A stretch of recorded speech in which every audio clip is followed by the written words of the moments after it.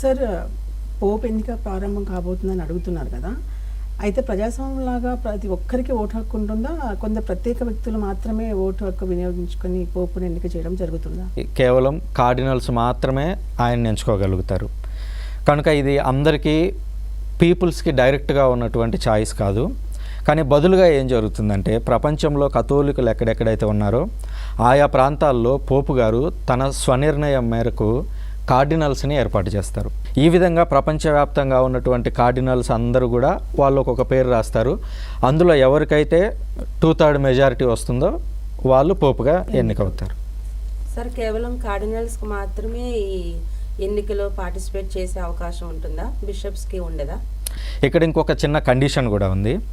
Cardinals 80 below ఉంటే మాత్రమే, 80 సంవత్సరాల లోపు ఉంటే మాత్రమే వాళ్ళు ఓటింగ్ చేసేటువంటి అధికారం ఉంటుంది.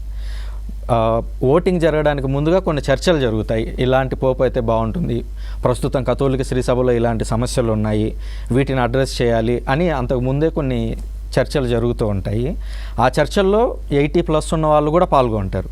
కానీ ఓటింగ్ వేసేటప్పుడు మాత్రం ఓన్లీ 80 బిలో ఉన్నటువంటి వారు మాత్రమే, 80 సంవత్సరాల లోపు వాళ్ళు మాత్రమే ఎన్నిక చేస్తారు.